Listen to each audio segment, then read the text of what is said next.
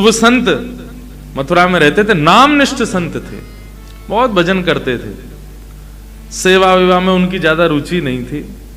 सेवा करना बड़ा मुश्किल काम है। हाँ, पहले खुद उठो, फिर खुद नहाओ, फिर इनको उठाओ, और उठते ही नहाते नहीं है, फिर दूध पियेंगे। हाँ, फिर उसी में लड्डू पालेंगे, और कई बार तो नहावे तो पहले ही नाश्ता कर लें।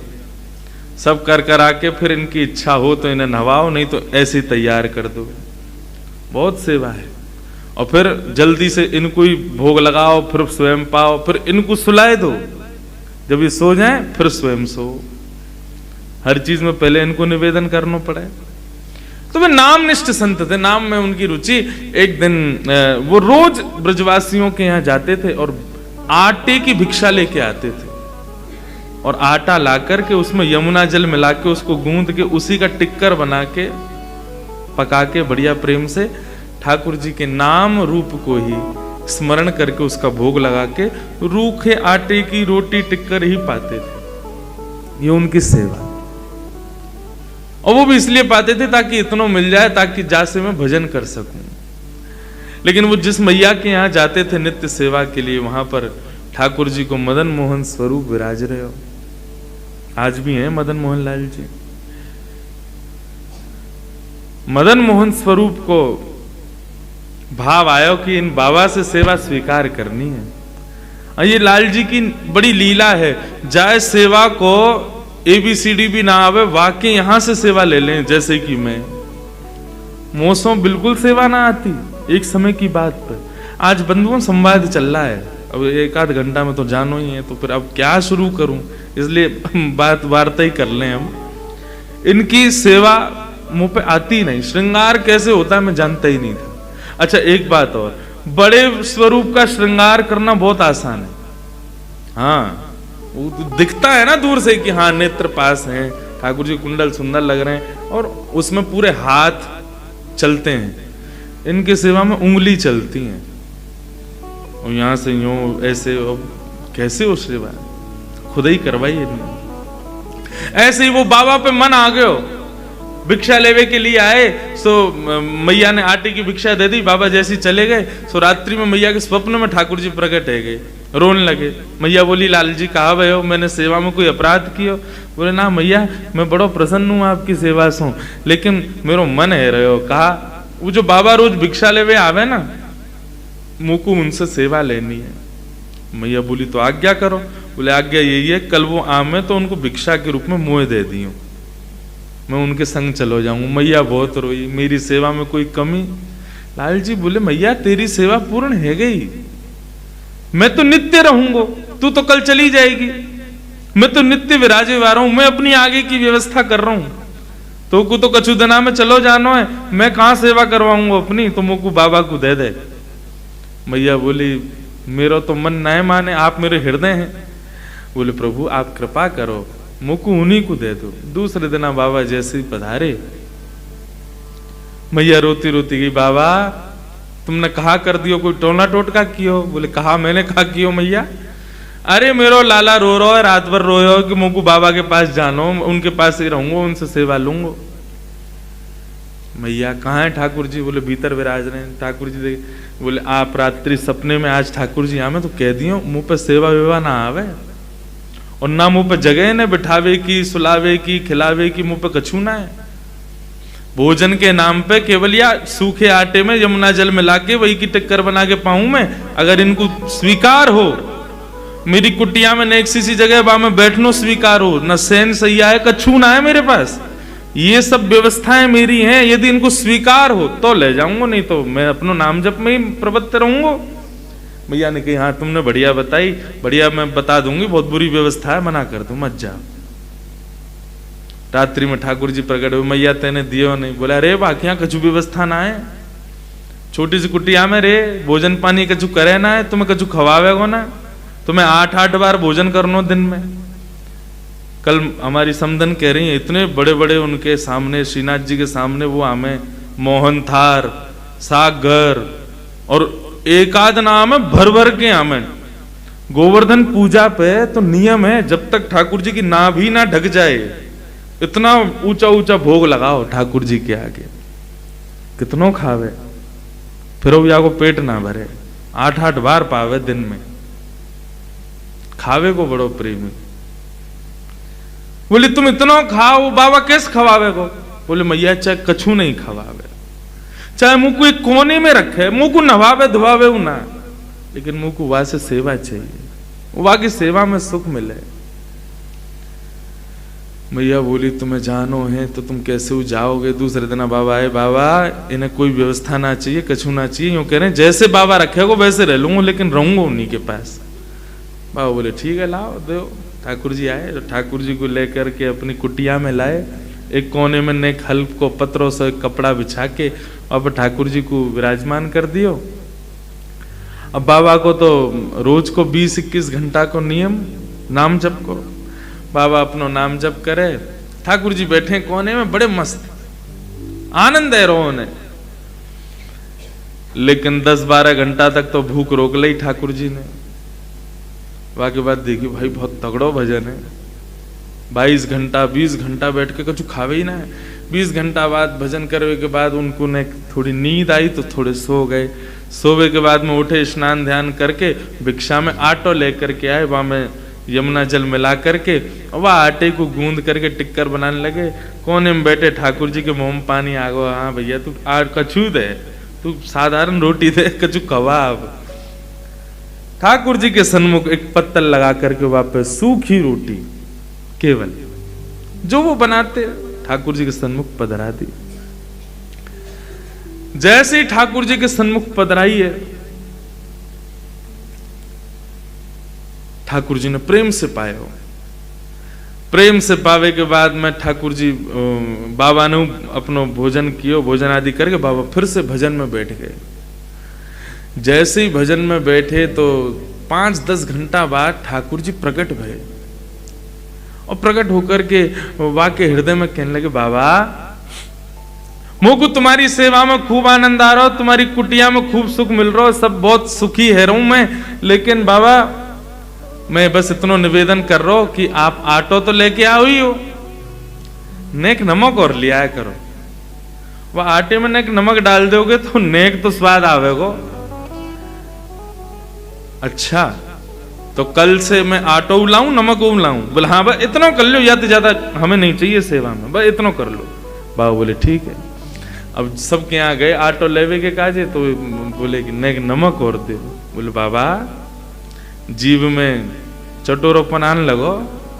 बोले हमने हमारे ना आयो, एक आ गयो चटोरो घर पे, वाके काजी चाहिए। लाए आटो लेके वहां में बढ़िया नमक वमक मिला करके सुंदर वाकी टिक्कर बना के ठाकुर जी के सामने जैसे ही पधरायो, प्रेम से ठाकुर जी ने पायो। पाने के बाद में बाबा अपना भजन करवे बैठ गए। 2-4 दिन ठाकुर जी कुछ नहीं बोले, 2-4 दिन तक बाबा यही नमक रोटी खवावे। 4 दिन बाद ठाकुर जी फिर से आ गए। बाबा अब का भयो? बाबा सब ठीक है, नेक एक आलू और लिया करो। वह आलू को उबाल के या फिर भून के वहां में बढ़िया नमक डाल के नेक एक चटनी सी है जाए तो नेक रोटी निगलवे में नेक सुख मिलेगो। तुम तो केवल रोटी आटे की बढ़िया वहां में आटे और नमक की रोटी खवाए तो बातें कहाँ सुख मिले? बोले हम तो पहले ही कह रहे थे हमारे यहाँ कुछ नहीं। बोले बाबा यहाँ में कुछ और करना, थोड़ी एक आलू ले आओ बस, तुम मत खाइयो, मुँह खवाए दे करो। बाबा बोले ठीक है। दूसरे दिन गए तो फिर भिक्षा में आटो भी लाए, नमक भी लाए, आलू भी लाए। भून के आलू बाबा ने बढ़िया वाकू मीण करके चटनी बनाई और ठाकुर जी के सन्मुख पधराई। ठाकुर जी प्रेम से भाई 2-4 दिन कुछ नहीं बोले, बढ़िया आनंद आया। अब 2-4 दिन बाद ठाकुर जी फिर से प्रकट भये। बाबा बोले अब का है गो?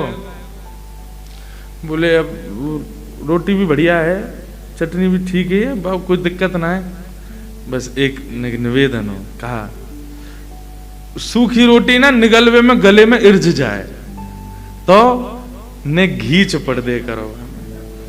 कल सेवा में जाओ तो देख एक कटोरी घी ली आई हूं। बाबा बोलो मुझे दिख रहे हैं तुम्हारे लक्षण कायते जा रहे हैं। बोले बाबा और इसके बाद में कुछ नहीं कहूंगा, तुम घी और लिया बस। दूसरे दिन बाबा घी भी लिया है, अब रोटी बने, आलू की चटनी बने और उनमें घी डले। ठाकुर जी प्रेम से 10-15 दिन कछु नहीं बोले। एक दिन ठाकुर जी फिर प्रकट भय। जैसे ही प्रकट भय, बाबा ने अपनी माला छोड़ी, ठाकुर जी उठाए वह मैया के यहाँ ले गए, ले धल्ले आए। बार बार आ जाए और आके कभी म्यों लिया, कभी आए लिया, कभी वाय लिया। मुंह पे ना होगी मेरो नाम छूट तो जा रहा है। जैसे ही ठाकुर जी बाबा मैया को देने लगे, ठाकुर जी दौड़ करके बाबा के गले से लिपट गए।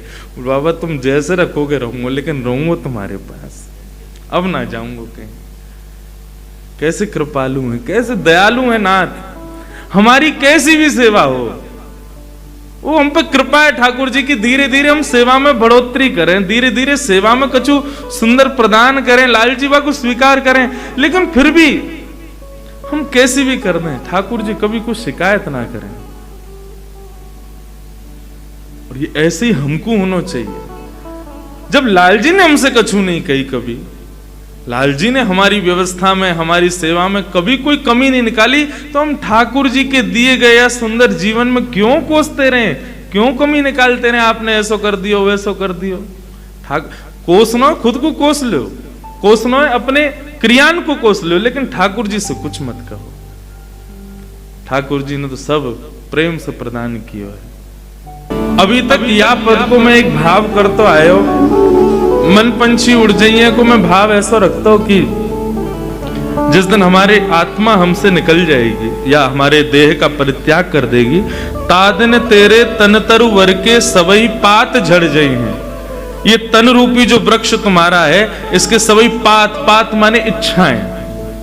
वैसे तो तन रूपी वृक्ष के पत्ते झड़ जाएंगे, लेकिन सूरदास जी कहना चाह रहे हैं कि जादिन तेरो मन पंछी उड़ जाएगा। पहले मैं भाव ऐसा करता था कि प्राण निकल जाएंगे, लेकिन अब ऐसा भाव आ रहा है कि जादना तेरे मन रूपी पक्षी को श्री किशोरी जी अपने पिंजरा में बंद कर लेंगी, जादना वाकु स्वीकार कर लेंगी। वो मन श्री लाल जी के चरणन को शरणागत हो जाएगा। तादन तेरे तन तरवर के सवई पात, मतलब समस्त इच्छाएं झड़ जाई हैं। फिर कछु ना सुहावे गो। फिर तो ये बिन गोपाल को नहीं अपनो। श्रीमद् भागवत में सबसे पहली स्तुति है श्री कुंती जी की, और वो कुंती की स्तुति में एक बात ऐसी है, केवल एक शब्द ऐसा है जिस शब्द की वजह से 18,000 श्लोकों में सर्वश्रेष्ठ श्लोक वही माना जाता है जो कुंती ने गाया है। और वो शब्द ही सुन लो, केवल क्या है, वो कह रही है त्वयैव नाथेन मुहुः विपद्गणा। त्वयैव नाथेन। श्री श्यामा जी को, ठाकुर जी को सबसे ज्यादा कष्ट कब होता है? जब उनका सेवक, उनका अर्चक, उनका दास जब यूं कहे कि मैं तो अनाथ हूं, मेरा कोई ना है, तब किशोरी जी ठाकुर जी को सबसे ज्यादा बुरा लगे। यानी ये बात कह कैसे दे, जब हम बैठे यहाँ के माथे, तो फिर यूं क्यों कह रहे हो कि मेरा कोई ना है? यूं कहते हो हाँ संसार में मेरा कोई नहीं है, यदि कोई है तो केवल श्यामा जी मेरी हैं, केवल ठाकुर जी मेरे हैं, बिन गोपाल को नहीं अपनो। श्री कुंती जी कहती है त्वयैव नाथेन। हम सब कहते हैं तुम हमारे थे प्रभु जी, तुम हमारे हो, तुम हमारे ही रहोगे ओ मेरे भगवान। लेकिन कुंती क्या कहती है, इस संसार में आप ही केवल मेरे हो। हम कहते तुम्हें लाल जी हमारे हैं, लेकिन ये कौन है? बोले ये मेरी पत्नी है। ये कौन है? ये मेरी बेटी है। ये कौन है? ये मेरे सब परिवार के लोग हैं। इनको भी तो तुमने मेरे की उपाधि दी रखी है। ठाकुर जी कहते हैं जब ये सब तुम्हारे हैं तो फिर मैं तुम्हारा। इतने सारे लोगों ने एक हृदय में कैसे रखोगे? प्रेम गली अति सांकरी तामे दो ना समाये, एक ही आमेंगे। लाल जी हृदय में आमे क्यों ना, वो पहले ही झांक ले। अच्छा ओ भाई इतने सारे भर रखे हैं आने, एक सी गली में भिज गए हैं सबरे, पहले सबन को निकार, तब लाल जी आमेंगे, तब लाल जी पधारेंगे। वृंदावन की एक बड़ी प्रसिद्ध घटना, एक वैष्णव थे, वे गुरु आश्रित हुए, तो उनके गुरु ने उनको आज्ञा की कि तुम नित्य यमुना स्नान किया करो और अपने गीले अंग में ही ब्रजरज लपेट करके और नेत्र बंद करके, और तुम फिर किशोरी जी और श्याम जी के नित्य लीला का विहार का दर्शन किया करो, क्योंकि तुम उस स्थिति में पहुंच गए हो अब कि तुमको उनके लीला का दर्शन होगा। तो नित्य जाते यमुना स्नान करके और पूरी ब्रजरज में लेट के जब पूरे ब्रज में रज में संलिप्त हो जाते, तो यमुना पुलिन पर ही नेत्र बंद करके बैठते, तो उनको श्याम सुंदर और किशोरी जी प्रकट होकर के दर्शन देते थे। ऐसा अद्भुत उनको लीला का दर्शन होता था। एक बार जब नेत्र बंद करके बैठे तो ठाकुर जी का अद्भुत स्वरूप, ये पद मुझे बहुत प्रिय है। ठाकुर जी दर्पण लेकर के बैठे और श्री किशोरी जी से पूछ रहे हैं, बताओ दोनों में कौन सुंदर लग रहा है? तुम सुंदर लग रही हो कि मैं सुंदर लग रहा हूं? ये भी 2-3 दिन से आ रहा था, अब गाऊंगा, लेकिन अब जाते जाते गा जाऊं। बहुत प्रिय है मुझे ये पद। तेरो मुखनी को की मेरो श्याम प्यारी, तेरो मुखनी को की मेरो श्याम प्यारी, तेरो मुखनी को की मेरो श्याम प्यारी, तेरो मुखनी को की मेरो श्याम प्यारी। केवल सुनने से काम नहीं चलेगा, ठाकुर जी की लीला को नेत्र बंद करके दर्शन करो। ठाकुर जी आरसी हाथ में लेके बैठे हैं, श्याम सुंदर के बगल में किशोरी जी बैठी हैं। सुंदर भाव को अपने हृदय में स्थापित करो और उच्च स्वर में गाओ मेरे संग। तेरो मुखनी को की मेरो श्याम प्यारी, तेरो मुखनी को की मेरो श्याम प्यारी। दर्पण हाथ लिए नंदन, दर्पण हाथ लिए नंदन, दर्पण हाथ लिए नंदन, दर्पण हाथ लिए नंदन। साची कहो वृषभानु दुलारी, साची कहो वृषभानु दुलारी। तेरो मुखनी को की मेरो राधे प्यारी, तेरो मुखनी को की मेरो राधे प्यारी। तेरो मुखनी को की मेरो श्याम प्यारी, तेरो मुखनी को की श्री राधा प्यारी।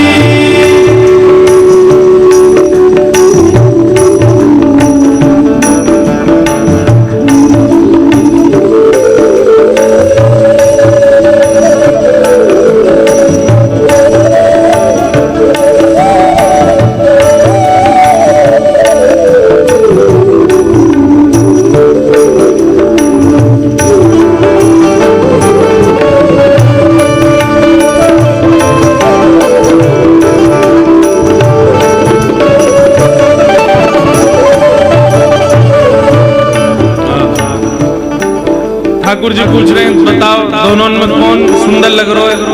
अच्छा, ये इस लीला का दर्शन वो संत कर रहे थे कि श्याम सुंदर लेके बैठे हैं आरसी और पूछ रहे हैं कि कौन सुंदर है। किशोरी जी बोली अच्छा, मुझसे पूछ रहे, बोले हाँ बताओ तो सही कौन बढ़िया लग रहा हो, देखो मैं कि तुम।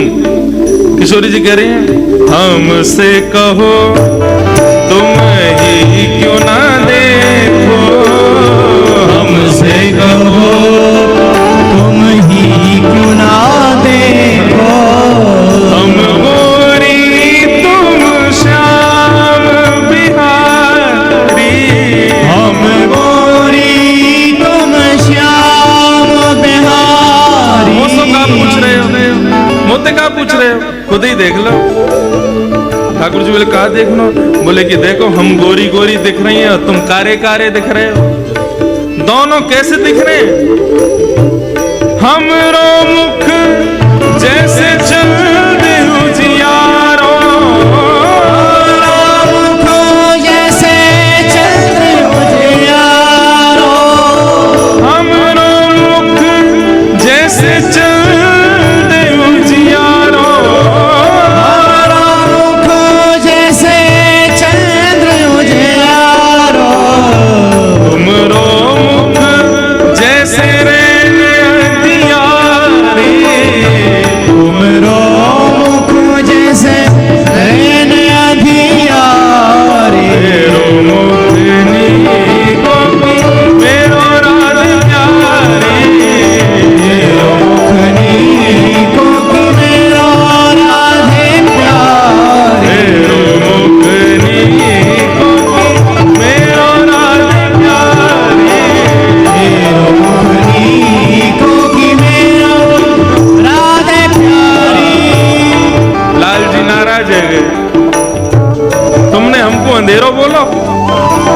बोले हो तो बोलूंगी, और मैं क्या बोल रही हूँ तुम खुद देख लो आरसी में कैसे काले काले लग रहे हो।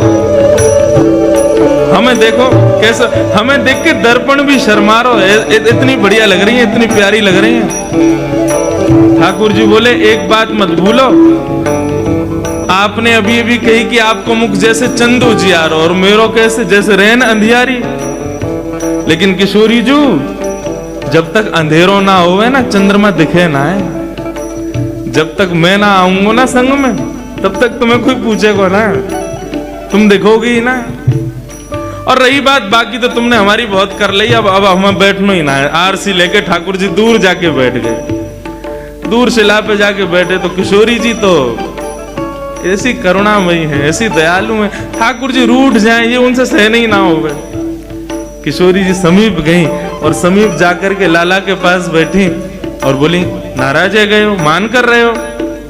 बोले बात ही ऐसी कर दी आपने, हमने कहा ना किया आपके लिए, सब करते रहे। मैं अरे झूठे को बड़ाई कर दे करो, हाँ नहीं बढ़िया लग रहे हो, सुंदर लग रहे हो, बहुत प्यारे लग रहे हो, ऐसे हम जाने हम कार्य हैं, हम जाने कि हम ऐसे हैं। नहीं एक ये शिष्टाचार होवे ना, हम कोई से प्रेम करें तो झूठी बड़ाई कर ही दें, भले ही बुरो लग रहा हो। अब घर को दूल्हा जब घोड़ी पर चढ़े, भले ही कानो भेड़ो हो, सब रे नजर बलिया ना ले, यार कितना प्यारा लग रहा है, चाहे कैसे हो, नहीं झूठी को बड़ाई कर दे करो। किशोरी जी बोली अरे नहीं आप ऐसे देखो, रूठो मत, देखो मेरी बात तो सुनो। कहा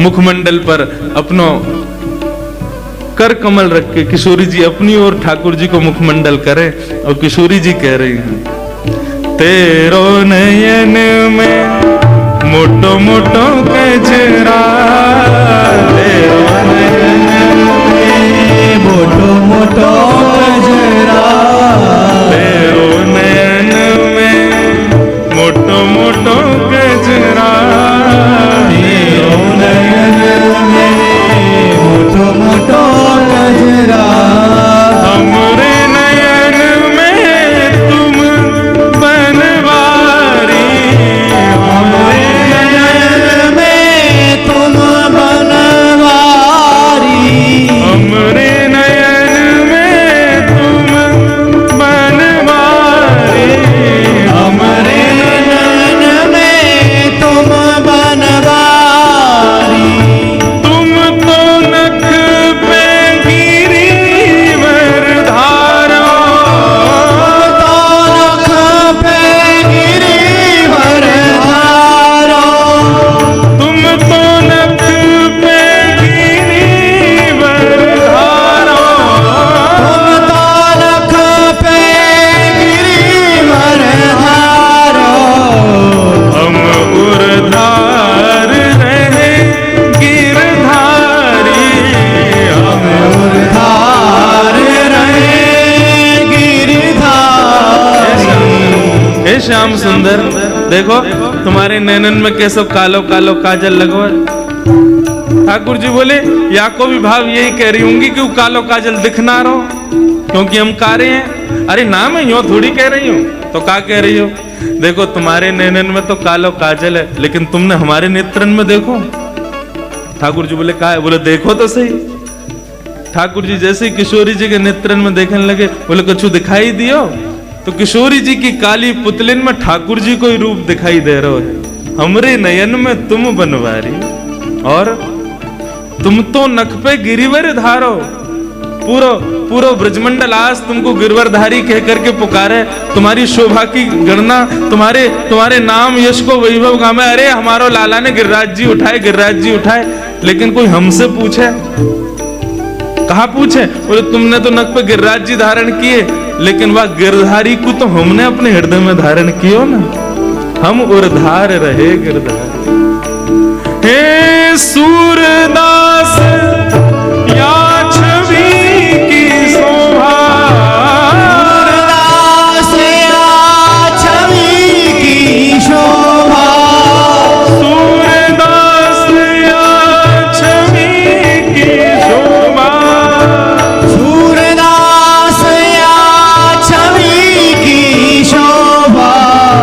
इन नैनन सो टरत नटारी, इन नैनन सो टरत नाटारी, इन नैनन सो टरत नटारी, इन नैनन सो टरत नाटारी।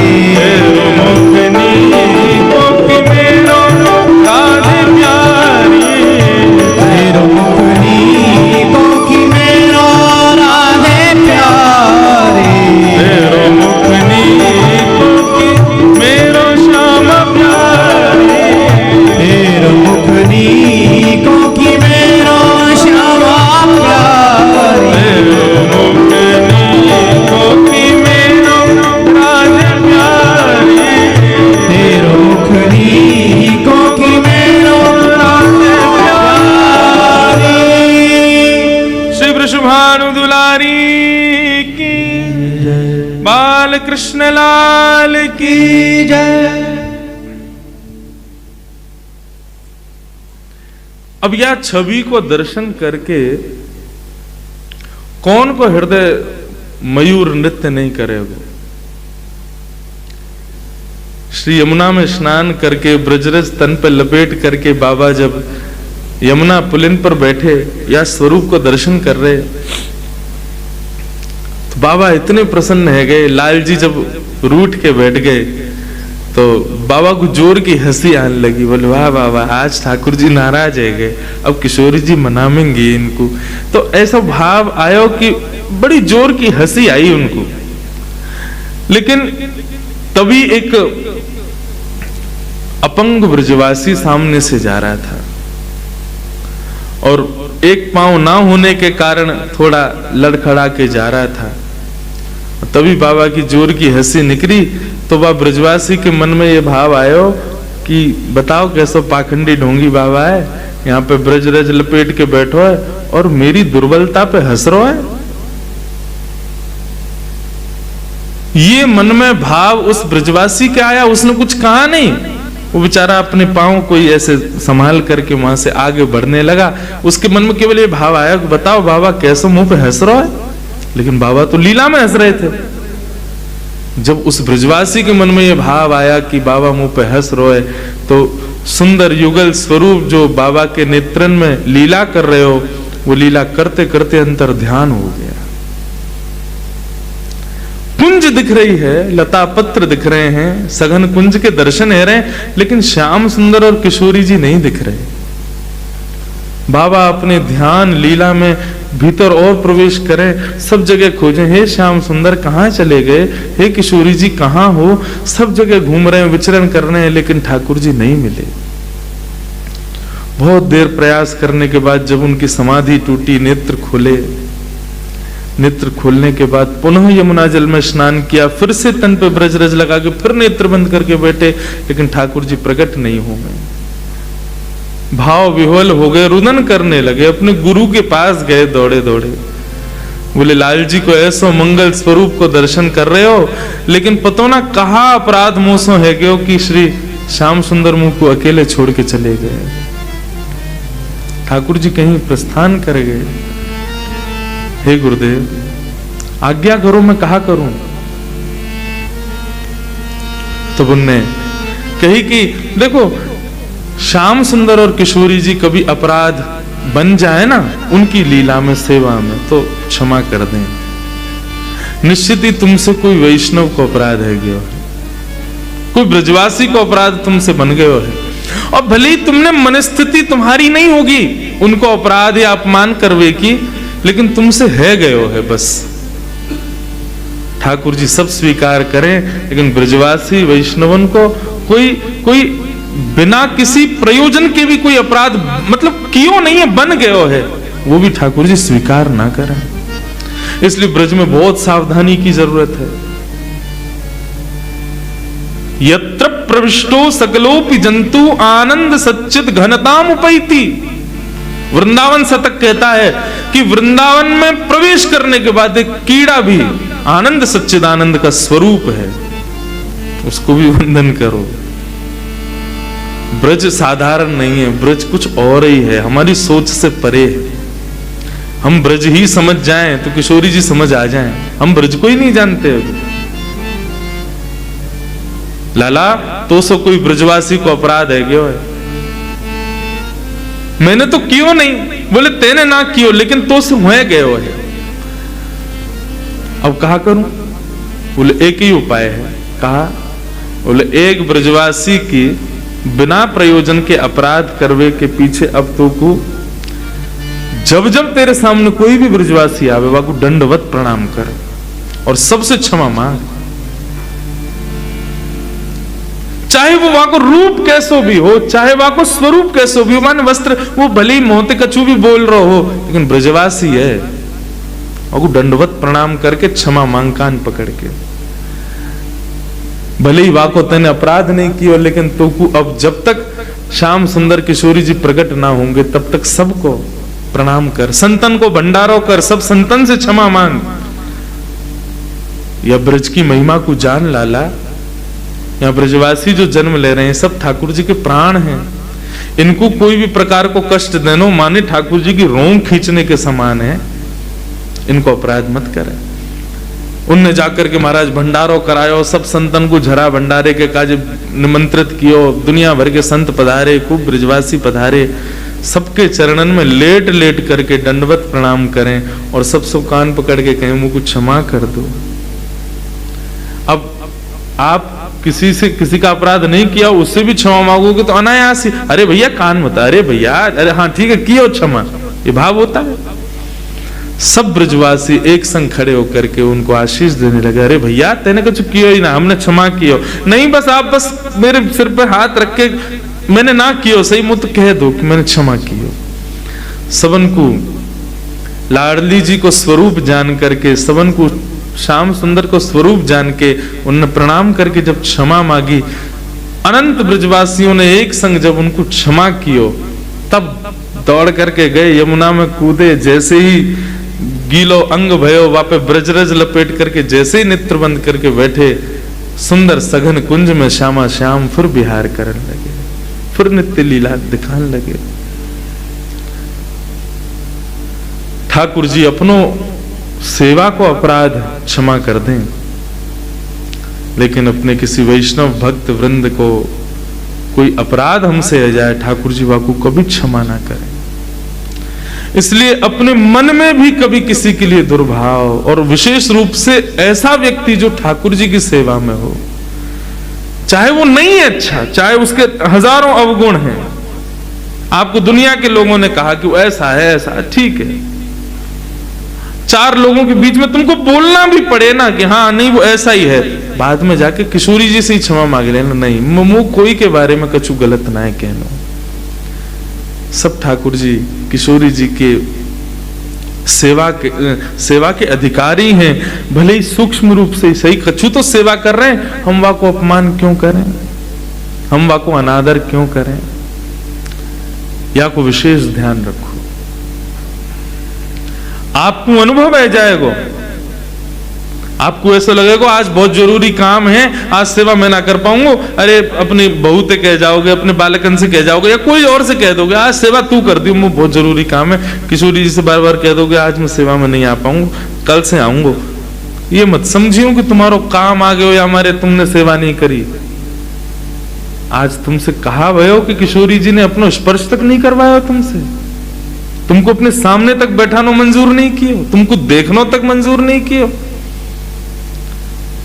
मेरे मुद्दे तो बहुत हो गए लाल जी, कई बार सेवा मैं ना भी कर पाऊं व्यस्त होने के कारण।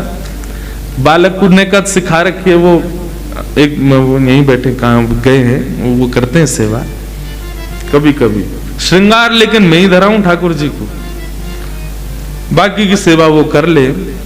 मन में भाव आ जावे। कल वो फलाने फलाने व्यक्ति के बारे में कुछ कह रहे थे ना, उसी का ठाकुर जी ने आज देखो रूठ गए, आज सेवा नहीं करवा रहे और हमें व्यस्त कर देंगे, हम सेवा में जा ही ना पाए। अन्यस्य दोष गुण चिंतनमाशु मुक्त्वा सेवा कथा रस महो नितराम पिबत। श्रीमद् भागवत में कहते हैं सेवा और कथा का अधिकार किसको ठाकुर जी प्रदान करते हैं? बोले जो अन्यस्य दोष गुण चिंतनमाशु मुक्त्वा, दूसरों में दोष गुण देखना जो बंद कर देता है ठाकुर जी उसको स्वीकार करते हैं, उसको प्रदान करते हैं। बंधु श्रीमद् भागवत ना मुझसे पूछते हैं आपको सेवा किसने सिखाई? मैं बताऊं, मुझे भागवत जी ने सेवा सिखाई है। श्रीमद् भागवत में ही भाव इतने वर्णित हैं, ठाकुर जी को क्या प्रिय है, ठाकुर जी कैसे प्रसन्न होंगे, ठाकुर जी को क्या सेवा में चाहिए, ठाकुर जी को कैसा भाव प्रिय है, कैसा भाव, सब भागवत। मुझे सेवा का अधिकारी जितना भी हूं, नेक्स्ट 100 ही सही, इतनी बढ़िया तो ना होवे, लेकिन जितनी होवे ठाकुर जी ने, वो भागवत जी ने सिखाई है।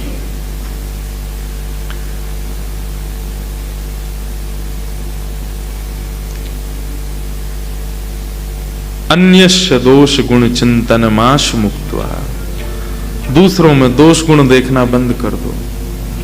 सेवा कथा रस महो नितराम पिबत। नित्य सेवा कथा रस ये सब प्राप्त हो जाएगा। अनेक भाव हैं, सब भावों को कहां तक एक सेवा में लेके आवे, कैसे कैसे सब भाव हैं, सब स्पर्श मात्र हुए हैं श्री किशोरी जी को आज्ञा से। बस किशोरी जी से यही प्रार्थना है कि हे लाडली जू, यदास पे आपने खूब कृपा करी, पहली बार किशोरी जी ने अपनी सेवा को अवसर प्रदान किया। हमारे ढांढनिया परिवार और उनके समस्त परिकर को ये सुंदर भाव कि उन्होंने आमंत्रित किया कि आप पधारो और आकर के कुछ भाव सुमन किशोरी जी के चरणों में प्रस्तुत करो। उसके लिए बहुत बहुत धन्यवाद नहीं कहूंगा, धन्य भाग्य सेवा का अवसर पाया। तो ये जो अवसर मिला है अपने संपूर्ण 6 वर्ष के भागवत जीवन में पहली बार किशोरी जी का भाव स्पर्श करने का, स्पर्श में ही इतना सुख मिला है। तो सोचो किशोरी जी काउदना यदि आलिंगन कर लेंगे, काउदना चरण में बिठा लेंगी तो कितनो सुख प्राप्त होगा, कितनो आनंद आवेगा। बस इसी भाव के साथ आप सबको प्रणाम करूं, आप सबको वंदन करूं, आप सबन को नमन करूं। सदा हमारे लाल बिहारी को हृदय में विराजमान करके रखो, किशोरी जी अपने आप प्रसन्न रहेंगे। ठाकुर जी हृदय में विराज जाएं, हृदय को ही अपना सिंहासन बना करके वहां पे सुशोभित है जाएं, किशोरी जी वही से ही प्रसन्न है जाएंगे।